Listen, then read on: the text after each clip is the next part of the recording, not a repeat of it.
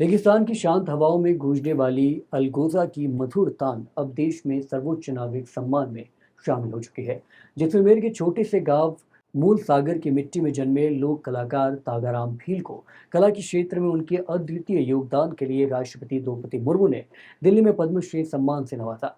जैसे ही राष्ट्रपति भवन में तागाराम के नाम की घोषणा हुई, वैसे ही पूरे मरुधरा का सीना गर्व से जुड़ा हो गया। दोस्तों, कभी बकरियां चराते हुए जंगल में चोरी छिपे पिता की अलगोजा बजाने वाले तागाराम आज दुनिया के 35 से ज्यादा देशों में राजस्थान की लोक संस्कृति की पहचान बन चुके हैं।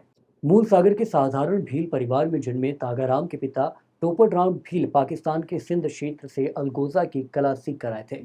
परिवार की आर्थिक स्थिति बेहद कमजोर थी। पिता ऊंट पर लकड़ियां बेचकर अपने घर चलाते थे और तागाराम को बचपन में बकरियां चराने भेज दिया जाता था। लेकिन 7 साल की उम्र में तागाराम का मन अलगोजा की धुन में बस गया। वो चुपके से पिता का अलगोजा लेकर जंगलों में अभ्यास करके निकल जाते थे। कहते हैं हुनर रास्ता खुद बना लेता है। महज 15 साल की उम्र तक तागाराम अलगोजा के ऐसे उस्ताद बन चुके थे कि 1981 में स्वतंत्रता दिवस कार्यक्रम में उन्हें पहली बार मंच पर प्रस्तुति देने का मौका मिला। बस वहीं से शुरू हुआ सफर आज पद्मश्री तक पहुंच चुका है। पिछले 4 दशकों में तागाराम राजस्थान के प्रसिद्ध मरु महोत्सव की शान बने हुए हैं और उनकी अलगोजा की तान हर साल हजारों लोग रेगिस्तान की लोक आत्मा से जोड़ती है। दोस्तों, तागाराम भील ने 1996 में फ्रांस की पहली विदेश यात्रा की और फिर यूरोप, रूस, अमेरिका, जापान, सिंगापुर और अफ्रीका के समेत दुनिया के कई देशों में अपनी कला का परचम लहराया। उनके दिनों में विदेशी मंचों पर भी राजस्थान की संस्कृति को नई पहचान दी। खास बात यह है कि तागाराम केवल कलाकार नहीं बल्कि इस विरासत के संरक्षक भी है। वे नई पीढ़ी को अलगोजा बजाना सिखा रहे हैं और उनके कई शिष्य विदेशों में भी मौजूद हैं। दोस्तों, संघर्ष का अंदाजा इसी बात से लगाया जा सकता है कि एक समय ऐसा भी था जब पिता से मिला अलगोजा टूट गया और नया खरीदने के लिए पैसा नहीं थे। तब तागाराम ने अपनी कान की बालियां बेचकर 350 रुपए जुटाए और नया अलगोजा खरीदा। बाद में उन्होंने खुद अलगोजा बनाना भी सीख लिया। आपको बता दें कि रेत के धोरों से उठी वह लोक धुन जो कभी जंगलों की खामोशी में गूंजती थी, आज राष्ट्रपति भवन तक पहुंच चुकी है। मूल सागर का ये कलाकार अब केवल जैसलमेर या राजस्थान का नहीं बल्कि पूरे देश की लोक विरासत का गौरव बन चुका है। बचपन में मेरे पिताजी बजाते थे, मैं और पिताजी के पास बैठ करके मैं बचपन में सुना करता था। जब 5-6 साल का था तब मेरे को भी लगा कि भाई मेरे को अच्छा लगा, तो पिताजी मेरे को छोटी उम्र में बकरियों के साथ भेज देते थे और मैं अपने बकरियों के साथ अलगुजा एक उठा करके और साथ में लेके जाके जंगलों में बजाता रहता था। बकरियों के साथ खेलता था और बजाता था। तब से मैंने आज तक कम से कम उसको 55 साल हो गए हैं।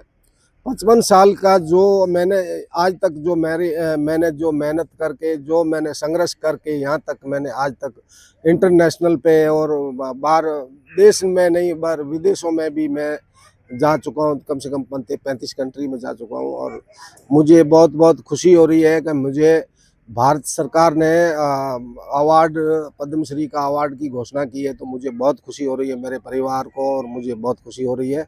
और इसी तरह मैं तो यही चाहता हूं कि सभी परिवारों को यही कहता हूं कि अपनी मेहनत करो, खूब मेहनत करो, जो भी काम करो, संगीत हो, चाहे पढ़ाई हो, चाहे कोई भी चीज़ हो, ज्ञान विज्ञान, सब अगर आदमी दिल से और दिल जान से मेहनत करके अगर करता है तो उसकी मेहनत का फल जरूर भगवान और उनको सरकार भगवान जरूर देती है। 1981 की बात है, तो मैं जैसलमेर में पहली बार मैं स्टेज पे गया था। वो 15 अगस्त का दिन मुझे याद है।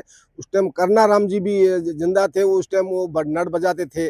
करनाराम जी भील हमारे रिश्तेदारों में से थे। तो उस टाइम ललित कोठारी जी कलेक्टर थे। तो उसी के सामने मैंने ये प्रोग्राम बजाया था अलगुजा। तो मेरे पास वो अलगुजा बाद में टूट गया था, तो मेरे पास अलगुजे नहीं थे। तो मैं वो अलगुजों को लिए मैं इधर उधर लोगों से पूछा तो मिले नहीं। तो एक समाचार मिला कि एक बब्बर मगरे पे एक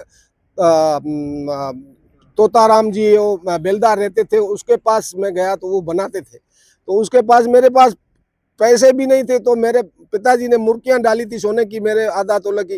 तो उस मुर्गियों को मैंने अडाने उस सोनारे की दुकान पे रख करके उनसे 400-500 रुपये लेकर के उनके पास गया और मैंने उनसे अलगुजे 350 रुपये में खरीदे। तो आज वो मुझे दिन याद है कि ऐसे संघर्ष करके मैंने फिर उनसे ये गुरु धारणा भी ली भी आप कैसे बनाते, तो मैं भी कुछ बनाऊँगा ऐसे। तो उन्होंने बताया कि ऐसे-ऐसे बनता है, तो उनकी जानकारी लेकर के मैंने भी खुद अपना बनाने के लिए कुछ दिनों में वो चालू कर दिया। तो मैंने करते-करते 10-12 साल तक मेहनत की, तो मेरी मेहनत रंग लाई, तो मैं अब खुद अलगुजे बनाता हूँ, लोगों को सिखाता हूँ और बाहर से, देश में नहीं बाहर विदेशों से लोग मेरे पास यहाँ सीखने के लिए और खरीदने के लिए यहाँ पर आते हैं। तो ये इंस्ट्रूमेंट ऐसा है जो ज़्यादा लोग नहीं बजा सकते हैं। तो देखो 100 में से 5-10% मुश्किल से बजाते हैं, 5% 100 में ऐसे बजा सकते हैं, क्योंकि ये ट्रेडिशनल साज, ये ऐसा डिफ़िकल्ट साज है, तो हर एक की बस की बात नहीं है, सांसों से खेलना पड़ता है इस साज से। तो मुझे बहुत ही इस बात की खुशी है, तो इसलिए मेरे को पहली बार स्टेज पे लाने वाले अकबर जी मंगनियार, जो आलम खाना और शंभूदान जी रत्नू, जिला जनसंपर्क अधिकारी, वो ये 2 आदमी मेरे को पहली बार जंगल में बकरी चराते हुए अलगूजे बजाते हुए वहाँ से पकड़ के मेरे को ले गया कि आज तेरे को कलेक्टर के सामने प्रोग्राम करना 15 अगस्त को।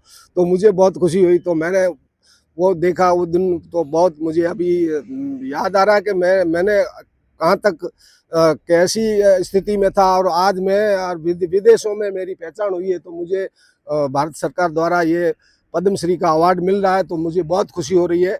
इसके लिए मैं भारत सरकार का बहुत आभारी हूँ, और मेरे साथी और मेरे कलाकार, मेरे जो पुराने कलाकार हैं, सबका आशीर्वाद की वजह से मुझे ये जो मिल रहा है, तो मैं बहुत सबका आभारी रहूँगा।